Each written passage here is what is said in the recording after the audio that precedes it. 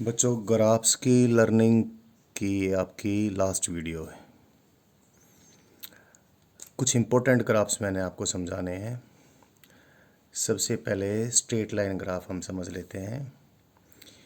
Again I repeat the same thing.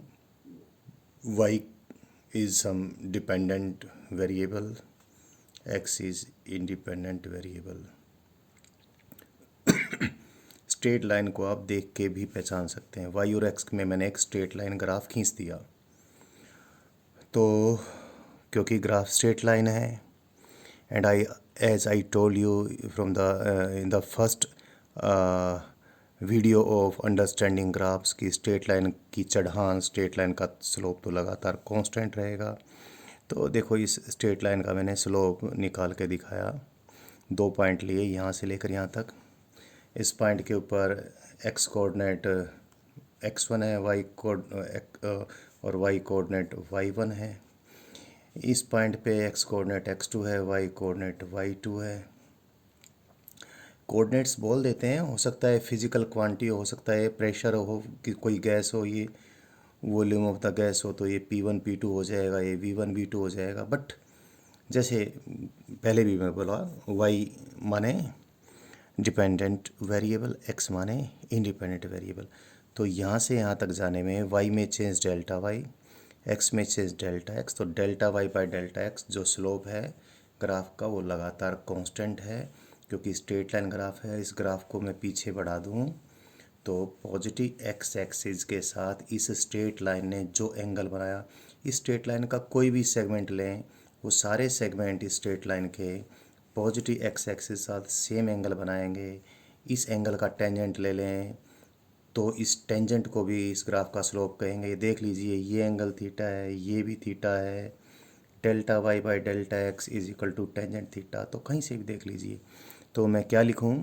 Although you know it very well, but I repeated that slope of the straight line that is equal to tangent theta and that is constant. चाहे इसको delta y by delta x लिखूँ, जो भी लिखूँ, चलो इसको हमने एक सिंबल दे दिया m। तो slope of straight line is symbol, slope of straight line is constant, उसको मैंने m सिंबल दे दिया है। ठीक है, अब इस स्ट्रेट लाइन की मैं इक्वेशन लिखता हूँ। y और x के बीच में रिलेशन क्या बनेगी वो लिख के देखते हैं। तो ये स्ट्रेट लाइन कैसे ऐसे भी हो सकती है, सारी पॉसिबिलिटीज़ लेंगे हम। जो स्ट्रेट लाइन मैंने जैसे इस डायग्राम में दिखा, इसका स्लोप तो m है, जो सब जगह m m m m m है, सेम चढ़ान है। और ये स्ट्रेट लाइन y एक्सिस को यहाँ पर काटती है, इसको इंटरसेप्ट ऑन y एक्सिस में बोल दूँगा। तो देखिए ज़रा, अब ये कोई पॉइंट लिया मैंने स्ट्रेट लाइन, कोई जनरल पॉइंट, इस जनरल पॉइंट को सपोज मैं P बोल देता हूँ या Q, कुछ भी बोल दूँ। तो इस पॉइंट का x कोऑर्डिनेट x है, y कोऑर्डिनेट y है। तो यहाँ से लेकर यहाँ तक जाएं तो x कोऑर्डिनेट में चेंज तो हुआ x, और y कोऑर्डिनेट में चेंज यहाँ से यहाँ तक जाने में इतना हुआ। ये कितना है? y minus c, that is y minus. तो स्लोप कितना आ गया? This divided by this, y में चेंज डिवाइडेड बाय x में चेंज। और यहाँ से लेकर यहाँ तक y में चेंज कितना है? y minus c. You can see it very well. ये तो y है ना बच्चों, उसमें से c सब्ट्रैक्ट कर दिया।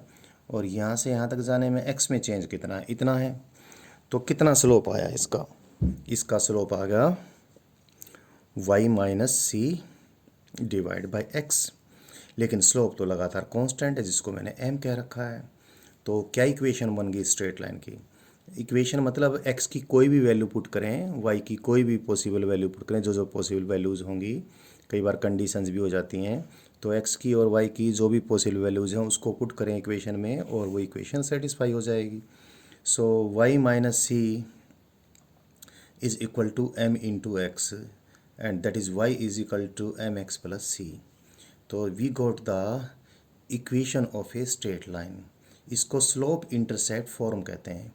और ये एक सिंगल यही इक्वेशन हमें स्ट्रेट लाइन, तमाम स्ट्रेट लाइन की इक्वेशंस लिखने में काफ़ी हेल्प करती है। So you please remember this. ये कैसे किया? हमने कुछ नहीं किया, सिर्फ स्ट्रेट लाइन, जो स्ट्रेट लाइन तो स्ट्रेट लाइन होती है, ड्रा किया, उसका स्लोप कांस्टेंट है, और उसके बाद हमने ये इक्वेशन ड्राइव कर ली। कुछ एग्जांपल्स के ज़रिए इसको मैं बात को पक्की कर देता हूँ। ये मैंने कोई स्ट्रेट लाइन ड्रा की है। Straight line y versus x कोई स्ट्रेट लाइन है, और जो इसका इंटरसेप्ट है y एक्सिस पे दो है, और इसमें मैंने कुछ वैल्यूज़ एक्स और वाई की दिखा दी हैं। I didn't care about the units and dimensions, क्या पता है जो भी फिजिकल क्वांटिटीज़ हों, अभी मैथमेटिकल पॉइंट ऑफ व्यू से हम इसको कर रहे हैं। तो इस जगह पे एक्स कोऑर्डिनेट 2 है, इस जगह पे एक्स कोऑर्डिनेट 4 है, इस जगह पे वाई कोऑर्डिनेट 4 है, इस जगह पे वाई कोऑर्डिनेट 6 है। तो यहाँ से यहाँ तक जाने में वाई कोऑर्डिनेट में चेंज कितना हुआ, बदलाव 2 का, और एक्स में भी 2 का। तो slope 6 minus 4 divide by 4 minus 2 that is 1। अगर मैं आपको ये पूछूं what is the angle subtended by this straight line with x axis, तो आप कह दोगे क्योंकि स्लोप 1 है जी, टेंजेंट थीटा 1 है, तो थीटा कितना हुआ 45 डिग्री। ये तो बातें आप आसान बात है आपके लिए अब ये। So the equation of the straight line slope intercept form में यूज़ कर लिया। y is equal to m x, m की वैल्यू बच्चों 1 और c की वैल्यू है 2, तो y is equal to x plus 2 is the equation of this straight line. और एग्जांपल लेते हैं। देखो मैंने एक स्ट्रेट लाइन बनाई है, एग्जांपल 2।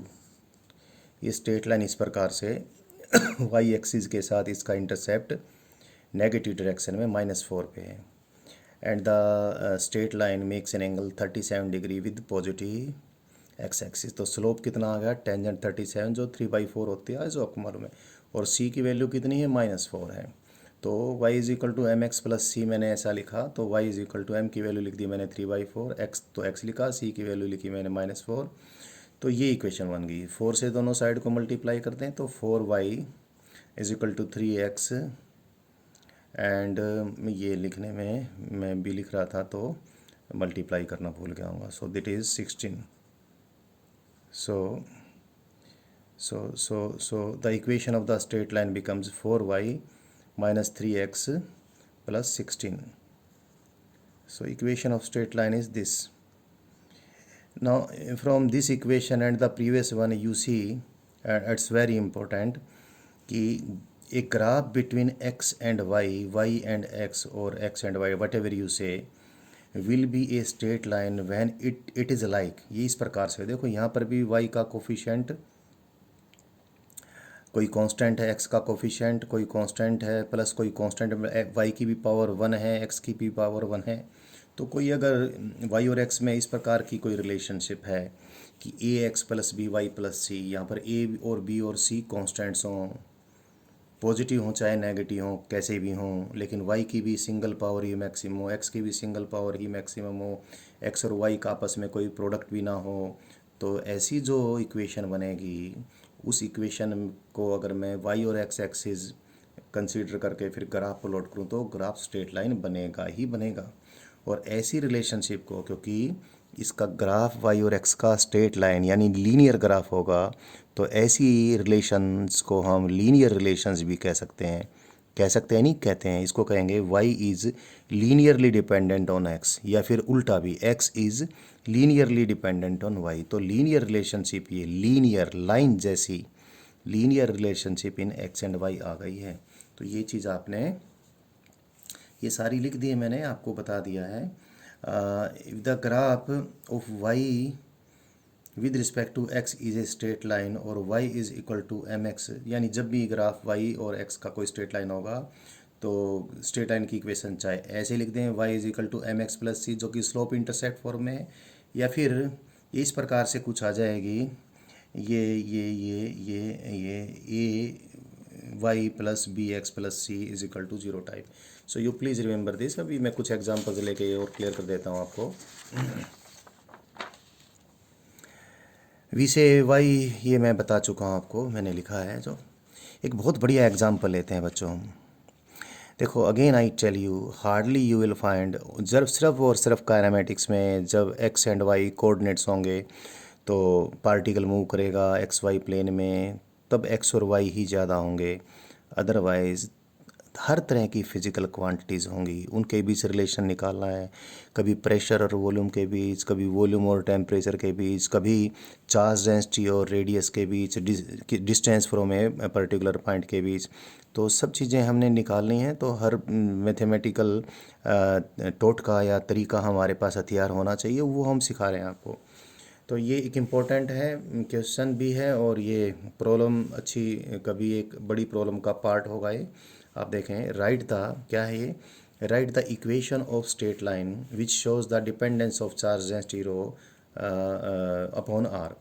यानी आर कोई किसी पॉइंट से डिस्टेंस है, स्मॉल आर, और उससे किसी दूरी पर, आर दूरी पर चार्ज डेंसिटी रो है, तो उनके बीच में ऐसा ग्राफ है। ये कोई कांस्टेंट वैल्यू है चार्ज डेंसिटी की, रो नोट, जब आर की वैल्यू जीरो है, और जब आर की वैल्यू कैपिटल आर हो गई तो चार्ज डेंसिटी ज़ीरो हो गई। तो ये ग्राफ है, इस ग्राफ की मैंने इक्वेशन बनानी है। क्या करूँ मैं, स्लोप इंटरसेप्ट फॉर्म से बना दूंगा।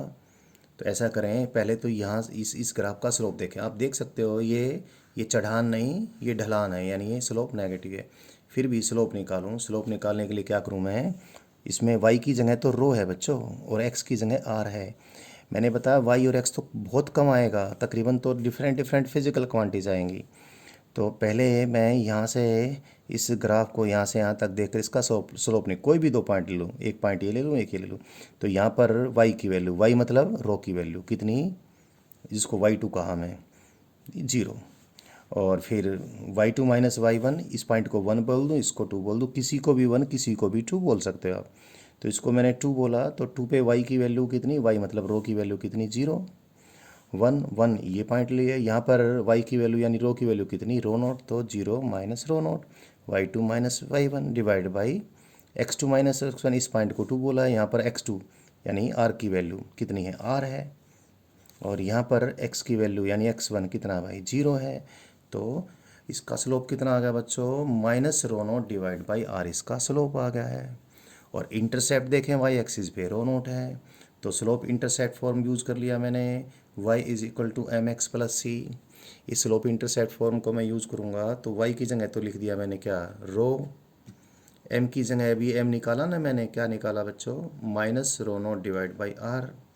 x की जगह क्या लिखूँगा, ये वेरिएबल स्मॉल r, और c की जगह क्या लिखूँगा, रो नोट। तो इक्वेशन ये बन गई, रो नोट कॉमन निकाल दिया हमने, then it comes out to be 1 minus r divide by capital r. Check कर देते हैं, आर की वैल्यू जब 0 पुट करें तो डेंसिटी कितनी आनी चाहिए, रो नोट आनी चाहिए। पुट करके देखें, आर की वैल्यू 0 पुट करके देखें, तो इट इज़ रो नोट। और जब स्मॉल आर की वैल्यू कैपिटल आर पुट करें तो चार्ज डेंसिटी 0 आनी चाहिए। पुट करके देख लीजिए, स्मॉल आर की वैल्यू कैपिटल आर 1 माइनस 1 0। सो ये इक्वेशन बनाई, चेक भी हो गई। स्ट्रेट लाइन आप देख के दोनों बात कर सकते हो, अगर इक्वेशन दे रखी है तो स्ट्रेट लाइन ड्रा करनी आनी चाहिए, और स्ट्रेट लाइन दे रखी है तो इक्वेशन लिखनी भी आपको आनी चाहिए। और एग्जांपल करता हूँ मैं अभी, एक और एग्जांपल देखिए आप। ये मैंने कोई स्ट्रेट लाइन ड्रा की है, और मैंने मैथमेटिकल वे में ही सारा कुछ किया है, वाई ले लिया, इसको एक्स ले लिया। ये स्ट्रेट लाइन का इंटरसेप्ट वाई एक्सिस पे 3 है, और एक्स 4 है, और एक्स एक्सिस पे 3 है। तो इसको क्या करूं, पहले तो स्लोप निकालूं। एक बार आप देख भी सकते हो स्लोप नेगेटिव है, फिर भी कैसे निकालें, एम जिसको अक्सर हम बोल देते हैं, यहाँ पर वाई की वैल्यू 0 माइनस यहाँ पर वाई की वैल्यू 4, यहाँ पर x की वैल्यू 3 माइनस यहाँ पर x की वैल्यू 0, तो -4/3 इसका स्लोप आ गया।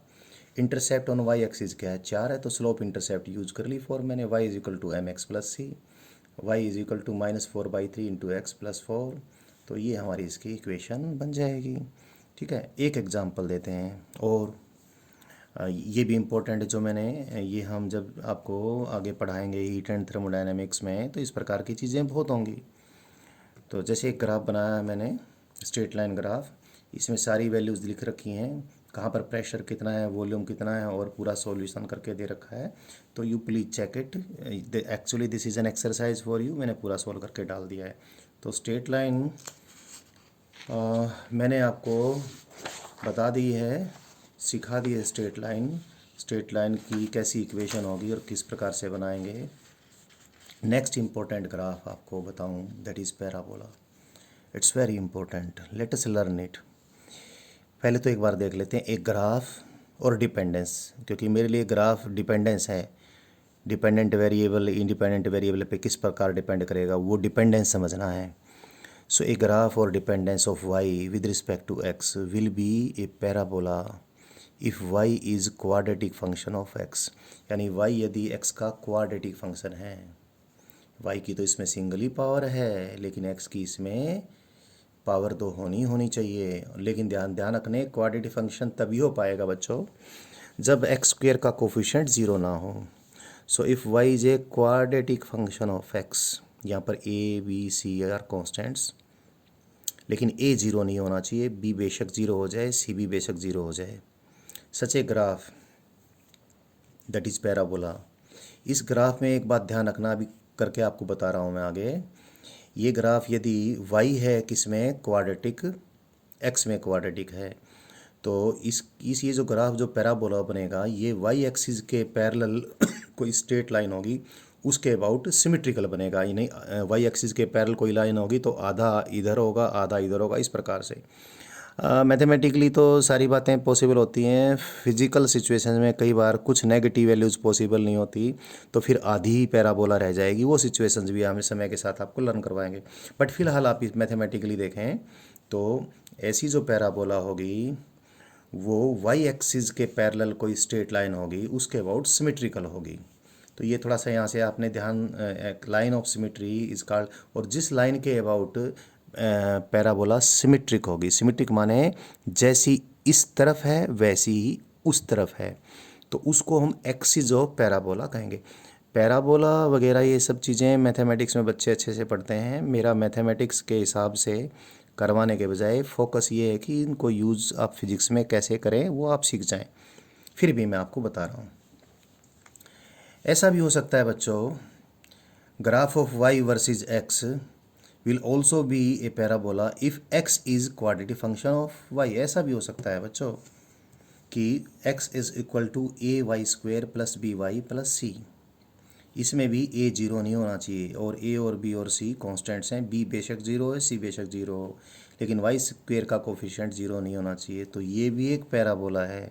और जैसे मैंने पीछे करवाया, यहीं से आप ध्यान रखें, इस पैराबोला की एक्स एक्सिस के पैरेलल कोई स्ट्रेट लाइन होगी। अब कुछ ये सिंपल सी इन्फॉर्मेशन टाइप में मैंने पैराबोला के बारे में दी है, लेकिन इनको अभी मैं और आगे आपको समझा रहा हूँ। पहले तो कुछ 4 पैराबोला हैं जो बड़ी इंपॉर्टेंट स्टैंडर्ड टाइप की हैं, वो आपको एक बार दिखा देता हूँ, उसके बाद फिर आगे लर्निंग हम करते हैं। Some important parabolas, standard parabolas better I should say. Suppose ऐसी पैराबोला है, इसकी इक्वेशन वगैरह सब देखेंगे हम, बट पहले आप देखें ये पैराबोला, कुछ चीज़ें मैंने जो पहले बोली वो इसके ज़रिए क्लियर हो जाएंगी। ये पैराबोला वाई एक्सिस के अबाउट सिमेट्रिक है, तो वाई एक्सिस ही इस पैराबोला की एक्सिस है। ये पैराबोला की चोंच, अगर मैं साधारण भाषा की बात करूँ, वर्टेक्स, ये पैराबोला का वर्टेक्स है। इसमें पैराबोला का वर्टेक्स ये है, वर्टेक्स पे जैसे ये पैराबोला है, इसमें y as function of x है, तो ये y की मिनिमम वैल्यू है और यहाँ पर ये y की मैक्सिमम वैल्यू हो जाएगी। तो पैराबोला के वर्टेक्स में, पैराबोला में फंक्शन जो भी है, जिस वेरिएबल का भी है, दोनों बातें हो सकती है, y x का भी फंक्शन हो सकता है या फिर x भी y का फंक्शन हो सकता है। तो अगर y x का फंक्शन है तो वर्टेक्स के ऊपर या तो y की वैल्यू मैक्सिमम होगी या मिनिमम होगी, और पैराबोला की जो एक्सिस होगी, यानी जो उसकी लाइन ऑफ सिमेट्री होगी, वो वर्टेक्स से पास होगी। तो ये बात थोड़ा ध्यान रखना है।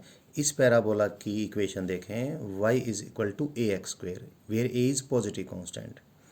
तो एक बार इस कैसे ओपन अप होगी ये देखें ज़रा। बहुत there are many ways to see the things, लेकिन फिर भी एक आसान बात है।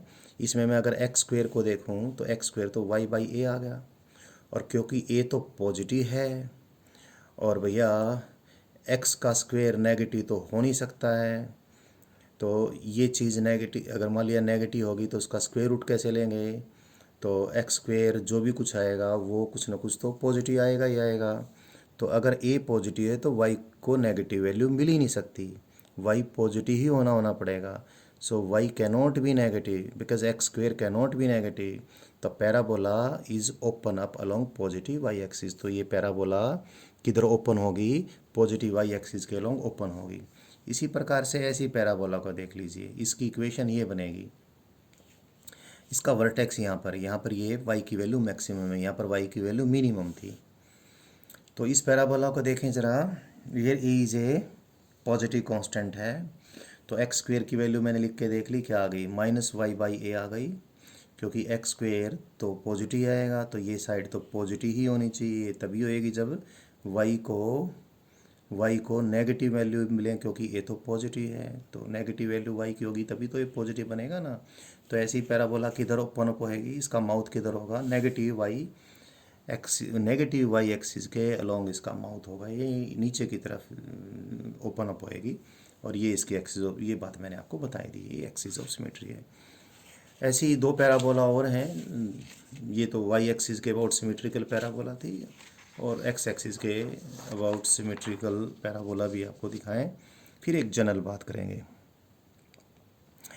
देखें ज़रा इस पैराबोला को देखें, this is symmetrical about x axis ही इसकी एक्सिस ऑफ सिमेट्री है, इसका वर्टेक्स यहाँ पर है, और ये एक्स की मिनिमम वैल्यू है, और इसकी equation y square is equal to x is equal to a y square, a is positive constant, तो y square x by a आ गया। ऑब्वियसली आप समझ सकते हैं एक्स की नेगेटिव वैल्यूज़ पॉसिबल नहीं होंगी। सिमिलरली ऐसी पैराबोला भी देख लीजिए, इसमें एक्स की पॉजिटिव वैल्यू पॉसिबल नहीं होंगी। सो ये भी एक बार फिर बोल देते हैं, x is equal to -ay² और ए इज़ पॉजिटिव कांस्टेंट, तो वाई स्क्वेयर ये आ गया, क्योंकि वाई स्क्वेयर पॉजिटिव होगा, तो इसलिए एक्स को खाली नेगेटिव वैल्यूज़ ही मिल सकती हैं इसमें और इसमें। These two parabolas are symmetric about x-axis. These two the previous two ones, I bring the notes again below the camera. इन दो पैराबोलाज, ये पैराबोलाज y एक्सिस के अबाउट सिमेट्रिक हैं, ये x एक्सिस के अबाउट सिमेट्रिक हैं। अब एक दो केस ऐसे भी ले लेता हूँ बच्चों कि जिसमें पैराबोला की एक्सिस x एक्सिस ना होने के बजाय x एक्सिस के पैरेलल कोई लाइन हो, या फिर वाई एक्सिस के कोई पैरेलल लाइन हो। तो कुछ एग्जांपल्स कर लेते हैं तो चीज़ें हमें थोड़ी और क्लियर हो जाएंगी। एक चीज़ जो मैंने बताई आपको वो मैंने यहाँ पर लिख दी है कि वर्टेक्स पे क्या होगा और एक्सिस कैसी होगी, लाइक दैट। एक एग्जांपल आपको दिखाता हूँ मैं। Draw the graph of the following parabola, y is equal to, बहुत सारे तरीके होते हैं, बहुत सारे तरीक़ों से इनको कन्वर्ट कर लेते हैं पहले जो स्टैंडर्ड टाइप में, और फिर ओरिजिन शिफ्ट करके, वो सारी बातें मैंने बहुत तरीक़ों से कर सकते हैं। मैथ में जब बच्चे पढ़ेंगे तो तरह तरह से इनको करेंगे, बट यहाँ मैंने जिस प्रकार से यूज़ करना है और आप इसको सीख जाओ, तो एक आसान से तरीके से इसको मैं आपको सिखा रहा हूँ। ये कोई पैराबोला है, पहले तो देखो ये पैराबोला है कैसे, y क्वाड्रेटिक फंक्शन है किसका, x का, और x स्क्वेयर का जो कोफिशिएंट है वो 0 है नहीं, तो पैराबोला है। दूसरी बात हमने अब ये बात भी लर्न कर ली, ये जो पैराबोला है, इस पैराबोला में इसकी जो भी एक्सिस होगी y एक्सिस के पैरेलल होगी। अब बाकी सब चीज़ें हम करने वाले हैं। कई बार थोड़ा सा आसान काम करके भी चीज़ें बहुत जल्दी से मिल जाती हैं। ऐसा करें, x की वैल्यू 0 पुट करके देखें तो देखो y की कोई पॉसिबिलिटी है या नहीं है। x की वैल्यू 0 पुट करके देखी, y की कोई ना कोई पॉसिबिलिटी तो होगी। उल्टी बात हो सकता है ना हो, y की वैल्यू 0 पुट करके देखो तो हो सकता है x की कोई रियल वैल्यू ना आए, बट x की वैल्यू 0 है तो y की वैल्यू, x की वैल्यू 0 है तो y की वैल्यू इसमें कितनी आ गई, -2 आ गई। मतलब ये x की वैल्यू 0 का मायना होता है बच्चों y एक्सिस के ऊपर कोई पॉइंट, यानी ये पैराबोला y एक्सिस को कहाँ पर काटेगी, -2 पे काटेगी। एक तो चीज़ ये क्लियर हो गई। अब y is equal to 0 put कर देते हैं, y इज इक्वल टू 0 मतलब x एक्सिस, तो x एक्सिस को ये पैराबोला कहीं काटेगी या नहीं काटेगी, ज़रूरी नहीं काटेगी तो एक्स स्क्वेयर, ये 0 पुट कर दूँ, x square -x -2 is equal to 0 put करने से x की कोई ना कोई रियल वैल्यू आएगी। तो पुट करके देख देता हूँ, तो मैंने ऐसे किया, ये फैक्टर बना ली, x की 2 वैल्यूज़ आ गई। तो इसका मायना ये हुआ y इज इक्वल टू 0, यानी x एक्सिस पे, x एक्सिस को ये पैराबोला दो जगह कट करेगी, x इज इक्वल टू 2 पर भी और x इज इक्वल टू -1 पे भी। और वाई एक्सिस को कहाँ पर कट करेगी, वाई एक्सिस को कट करेगी -2 पे। अब ये पैराबोला, पैराबोला में एक ख़ास बात है, पैराबोला अपनी वर्टेक्स पे या तो मिनिमम होती है या मैक्सिमम होती है।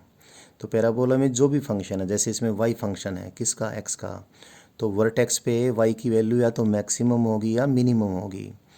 और जहाँ पे वाई की वैल्यू मैक्सिमम होगी, मिनिमम होगी, वहीं से एक्सिस ऑफ पैराबोला पास होगी और उसके दोनों साइड में वो सिमेट्रिक भी होगी। यही बात बताई है पहले मैंने।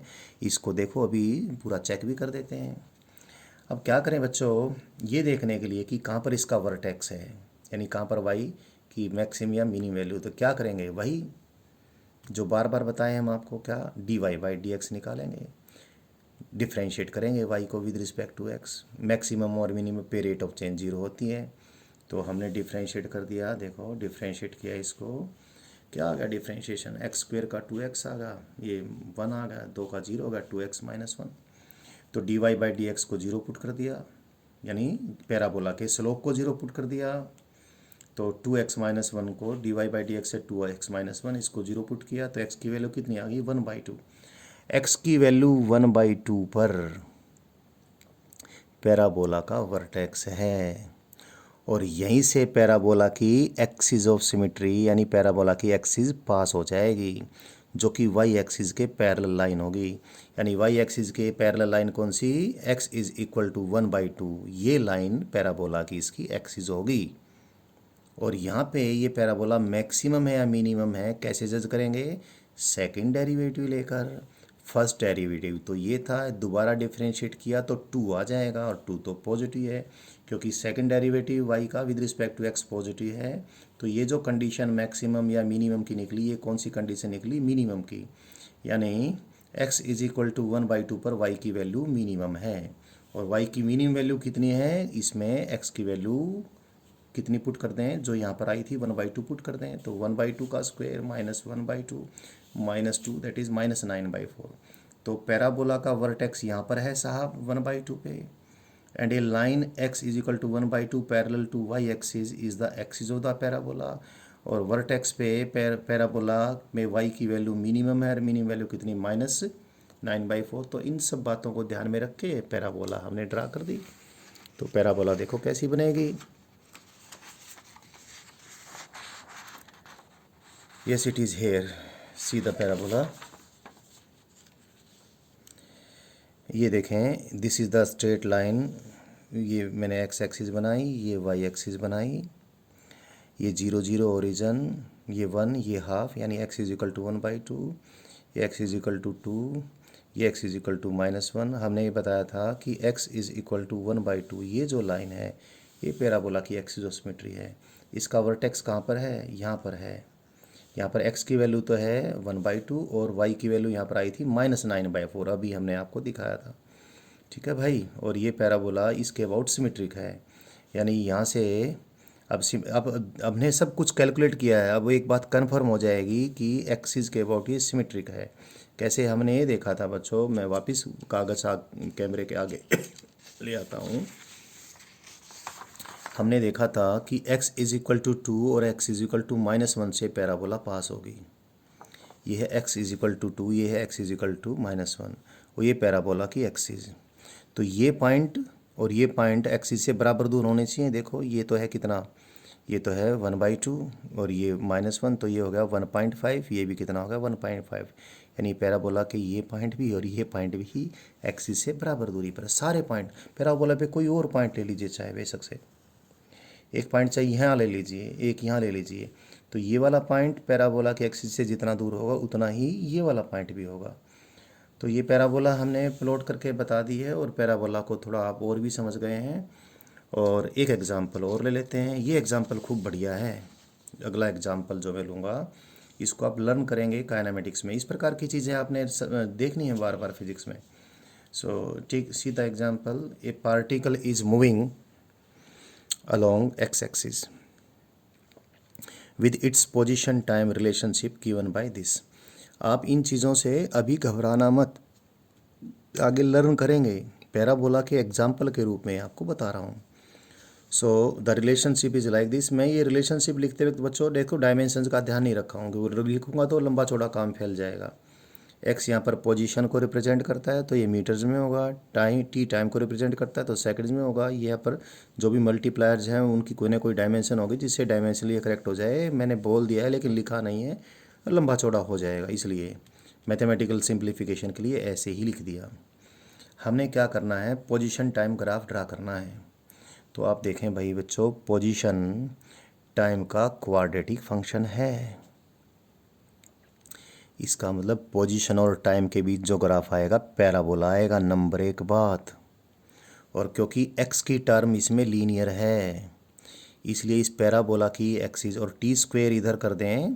ध्यान और रखना यहाँ पर स्क्वेयर टर्म का कोफिशिएंट पॉजिटिव रखें तो दूसरी साइड में जो लीनियर टर्म है उसका जो साइन होगा, अगर ये पॉजिटिव साइन रहा तो ये जो पैराबोला है पॉजिटिव एक्स एक्सिस के लॉन्ग ओपन अप होएगी। और यहाँ पर बाई दिन माइनस आ गया होता है तो ये नेगेटिव एक्स एक्सिस की तरफ ओपन अप हो गई होती। तो वो बात भी आप ध्यान रख सकते हैं शॉर्टकट के लिए। फ़िलहाल तो ये देखें कि ये जो पैराबोला बनेगी इसकी एक्सिस एक्स एक्सिस के पैरेलल कोई स्ट्रेट लाइन होगी। ये तो पीछे से लर्न करके आ रहे हैं। अब इस पैराबोला को मैंने ड्रा करना है। इसको वैसे ही ड्रा करूँगा बच्चों जैसे मैंने अभी इसको ड्रा किया था, बस ये वैसे ही कोई मैथमेटिकल एग्जाम्पल था, ये रियल फिजिक्स का कोई एग्जाम्पल हो गया है। Since x is quadratic in T, x T graph is parabolic with its mouth open up along positive values of x. ये बात तो मैंने आपको बताई दी है। अभी देखो इसी को ध्यान से देख के आपके सामने रख दूँ मैं इसको। t is equal to zero put करूँ मैं, देखो इसमें t is equal to zero, zero time पर क्या पोजीशन है, t की वैल्यू 0 0 0, x की वैल्यू 4 मीटर। तो at t is equal to zero यानी जीरो टाइम पर पार्टिकल ओरिजन से 4 मीटर अवे है। और ये देखते हैं x is equal to zero यानी ओरिजन के ऊपर टाइम की कोई वैल्यू है क्या। दो बातें हैं, एक तो time is equal to zero, एक x is equal to zero. x is equal to zero मतलब जहाँ से पोजीशन माप रखे उसको ओरिजन बोलेंगे। तो जब time is equal to zero है, जब जीरो टाइम पर पार्टिकल हमने देखा तो वो कहाँ पर था, x is equal to 4 metre पे था। यहाँ से वैल्यू पुट करके देख लीजिए। अब x is equal to zero यानी जब वो ओरिजन पे था तो कितना टाइम था, हो सकता है हो सकता ना हो, तो करके देख लेते हैं।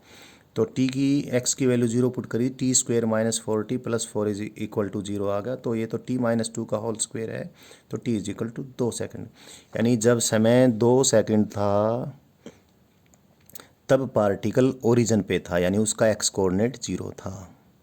तो ये जो सूचना है ये आपको काइनेमेटिकली समझ में हो सकता है अभी ना आ रही हो, अभी इसको एक मैथमेटिकल पार्ट के तरीके से ही जानना, सिर्फ ये सोच के कि पैराबोला की इक्वेशन हम बना रहे हैं।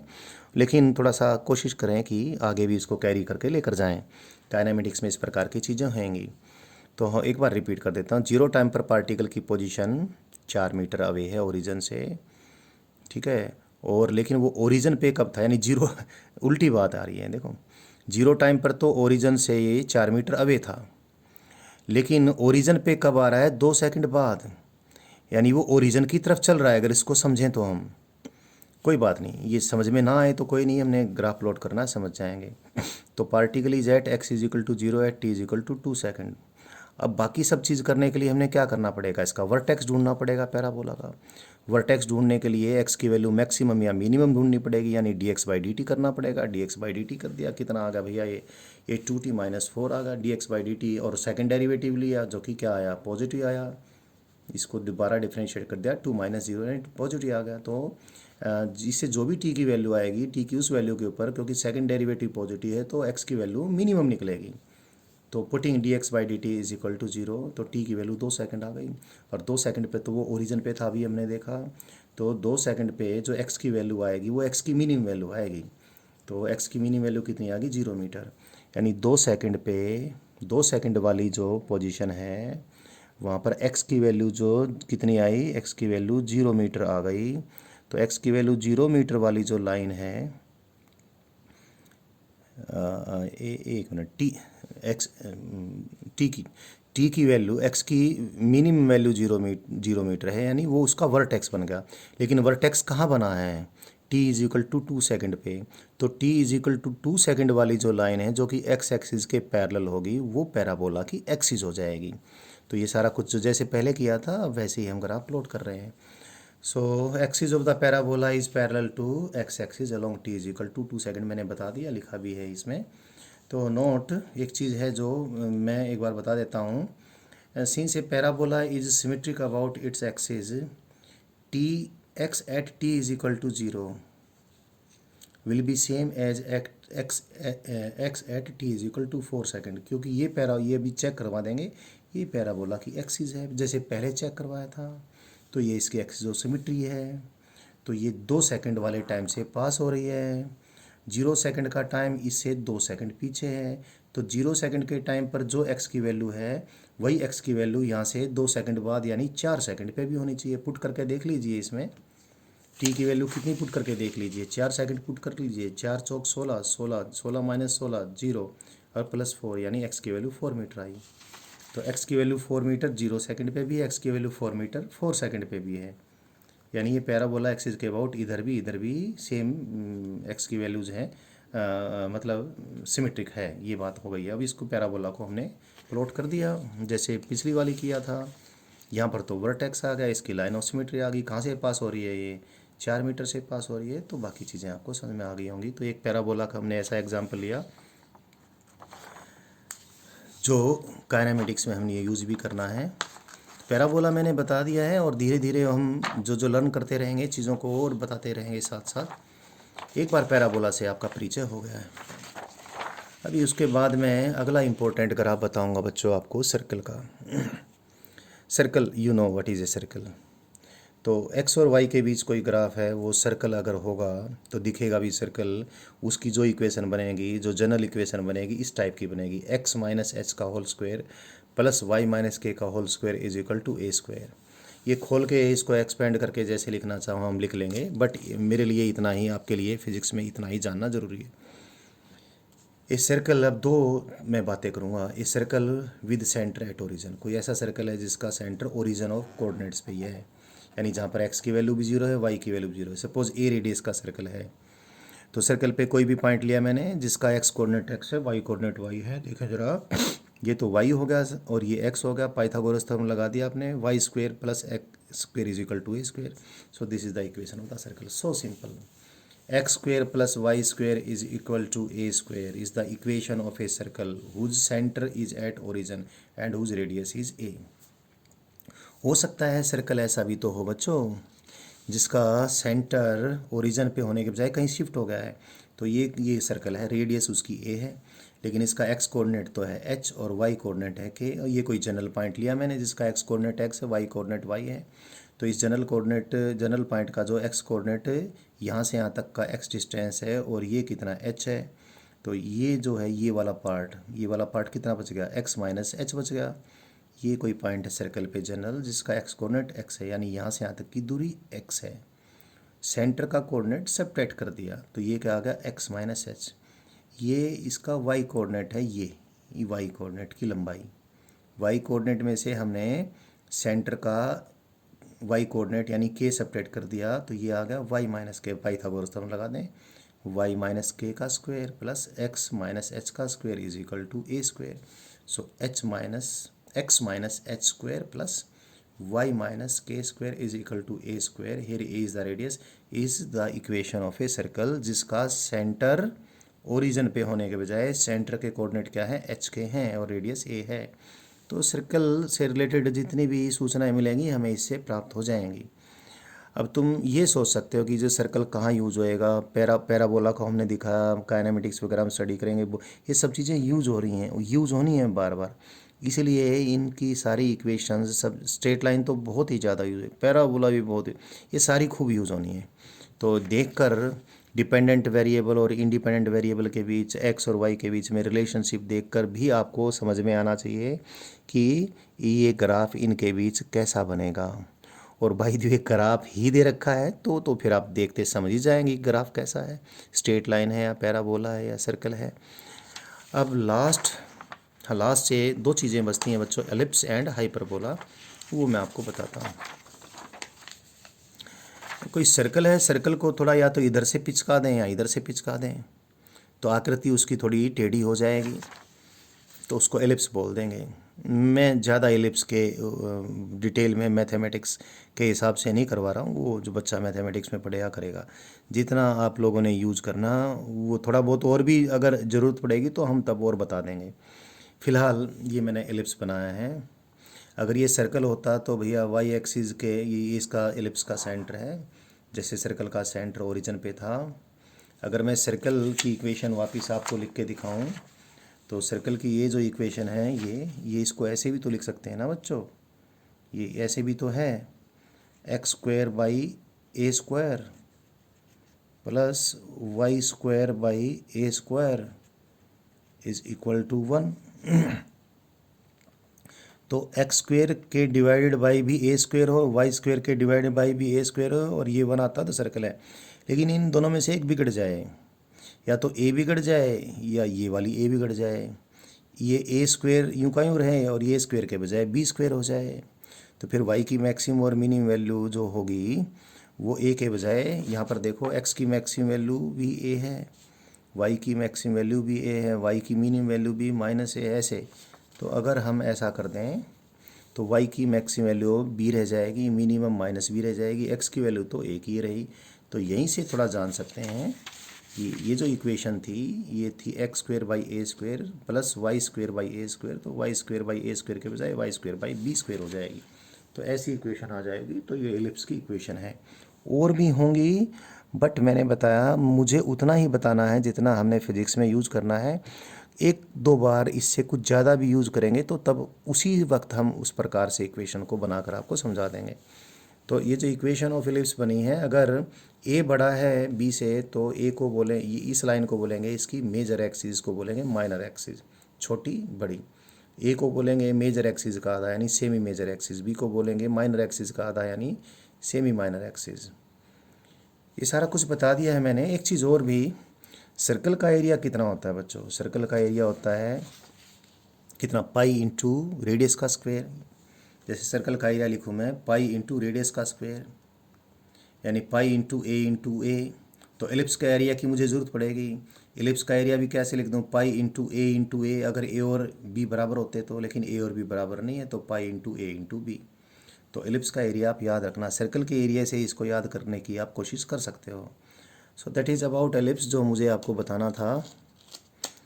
और लास्ट बात बच्चों जिसको मैं बोलूँगा हाइपरबोला, और हाइपरबोला मैंने सिर्फ रेक्टेंगुलर हाइपरबोला ही आपको बताना है। बहुत बार ऐसा होगा कि y और x के बीच में इन्वर्स रिलेशनशिप होगी, y is inversely proportional to x और x is inversely proportional to y। तो ये हाइपरबोलिक रिलेशनशिप है। देखें ज़रा, जब x की वैल्यू 0 होगी, x की वैल्यू 0 होती है y एक्सिस पे, तो y बनेगा इन्फिनिटी, यानी ये जो ग्राफ होगा y एक्सिस के साथ इन्फिनिटी पे जाके टच होगा। और जब y की वैल्यू 0 होगी, y की वैल्यू 0 कब होगी, जब x एक्सिस पे, तो x एक्सिस पे ये ग्राफ y की वैल्यू जब 0 हो जाए, इसको ऐसे भी तो ले सकते हैं ना, x is equal to a divided by y। तो y की वैल्यू 0 होगी तो x इन्फिनिटी होगा, यानी ये ग्राफ x एक्सिस को इन्फिनिटी पे टच करेगा। इन्फिनिटी पे टच करने का मतलब x की वैल्यू इन्फिनिटी होगी, लेकिन वहाँ पर y की वैल्यू 0 हो जाएगी। सिमिलरली ये बात पहले ही बता दी, y एक्सिस को भी इन्फिनिटी पे टच करेगा। तो ये ग्राफ ऐसा है, और क्योंकि जब x पॉजिटिव है तो y भी पॉजिटिव है, और x नेगेटिव होगा तो y भी नेगेटिव होगा। तो ये इस फर्स्ट क्वाड्रेंट में भी होगा ग्राफ, और ये थर्ड क्वाड्रेंट में भी होगा। तो this is all about the important graphs. तो मैंने आपकी ग्राफ्स की सारी लर्निंग करवा दी है जो मुझे अभी करवानी थी। लर्निंग तो कभी ख़त्म होती नहीं है। वीडियोज़ अच्छे से देखना, तैयारी ठीक से करना। बाय।